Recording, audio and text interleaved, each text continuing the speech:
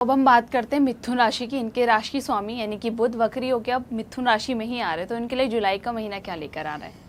देखिए, अब राशि स्वामी अभी तक कर्क में थे, अब आ गए हैं अपने ही घर पे और आ रहे हैं वक्री होकर और अस्त होकर भी।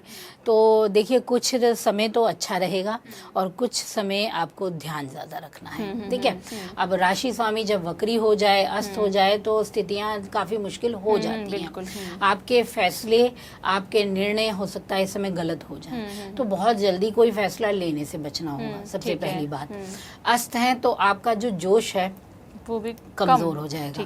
ठीक है, और आपकी इच्छा शक्ति जो है वो भी अलग तरीके से काम करेगी। अब ऐसी कंडीशन बनेगी, शॉर्टकट पे जाना चाहेंगे, जल्दी से ऐसा कर लूँ कि ऐसा हो जाए। तो ये चीज़ इस समय बचने की ज़रूरत है। तभी जब मैं हमेशा कहती हूँ कि जो बुद्धि वक्र होती है ना, बुध का वक्री होना और अस्त होना बहुत गलत परिणाम लेके आता है।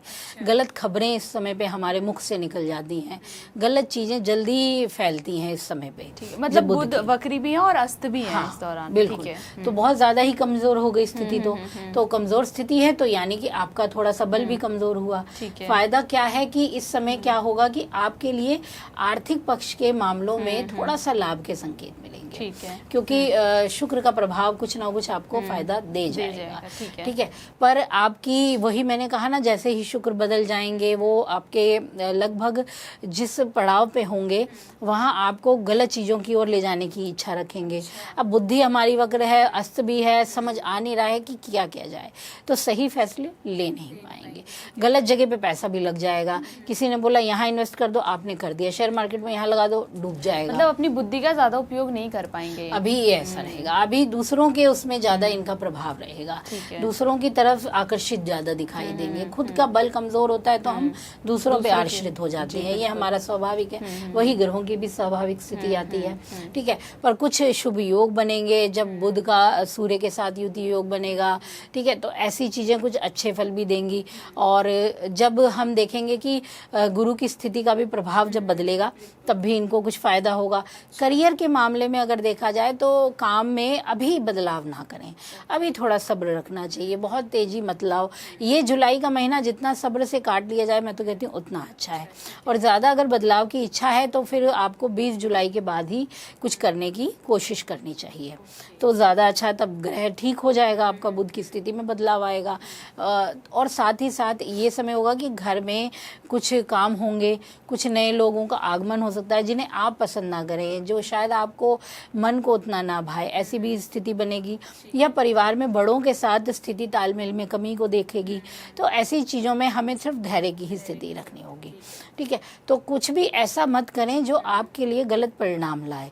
आपको मार्गदर्शन भी मिलेगा, ऐसा नहीं है कि चीज़ें नहीं प्राप्त होंगी, बदलाव नहीं आएंगे। लेकिन हाँ, ये है कि मिथुन राशि वालों के लिए ये जो जुलाई का महीना है ना, थोड़ा सा ये रहेगा कि गलत पक्ष की ओर झुकाव ज़्यादा रह सकता है। तो इस समय किसी पक्ष की ओर ही नहीं जाए, थोड़ा न्यूट्रल बने। न्यूट्रल बनेंगे तो चीज़ें आपके फायदे की होंगी। थोड़ा सेहत का ध्यान रखें, बाहर के खान पान से थोड़ा ललचाने से बचें, अपनी हेल्थ पे ज़्यादा ध्यान देना पड़ेगा। और जो बच्चे एजुकेशन में हैं, थोड़ा पढ़ाई पे फोकस करने की ज़रूरत है। माता पिता को भी चाहिए कि बच्चों की पढ़ाई पे लगातार, क्योंकि संगत का असर इस समय जल्दी पड़ जाएगा, गलत संगत की ओर आकर्षण भी रहेगा। तो ये चीज़ें इन पे असर अवश्य डालेंगी। ठीक है, जो मंगल का प्रभाव रहेगा वो बल देगा, वो उत्साह देगा बाहरी चीज़ों के लिए। मैंने पहले ही कहा ना कि आकर्षण बाहर की तरफ ज़्यादा रहेगा, तो उत्साह बाहर की तरफ रहेगा। तो ऐसे हो सकता है वाहन चला रहे हो, टशन में दिखाने के चक्कर में रेस कर डालें, तो वो थोड़ा मुश्किल हो जाएगी चीज़ें। तो कोई भी ऐसी कंडीशन बने तो उसमें थोड़ा सा आपको रुक जाना चाहिए, संभल जाना चाहिए, जिससे आपको गलत चीज़ें ना मिले। ठीक है, आपने इन्हें सलाह तो दे दी कि थोड़ी सावधानी बरतनी गाड़ी चलाते हो और सेहत का भी इन्हें ध्यान देना है। अब अगर उपाय की बात करें तो इन्हें उपाय क्या अपनाना चाहिए इस महीने? देखिए, इस महीने अगर हम कहें कि बुध के लिए सबसे अच्छा है कि अपने राशि स्वामी का हमेशा मंत्र जाप करते रहो। ठीक है, बुध के मंत्र जाप ज़रूर कीजिए, ये आपके लिए बहुत शुभस्त होंगे। और दूसरी चीज़ ये हो सकती है कि आप लगभग सोमवार के दिन, प्रत्येक सोमवार या फिर बुधवार के दिन बादाम लीजिए, थोड़े से बादाम 5 ले लीजिए, 11 ले लीजिए। तो इन बादाम को भगवान शिवलिंग पर जो है अर्पित करके आ जाइए।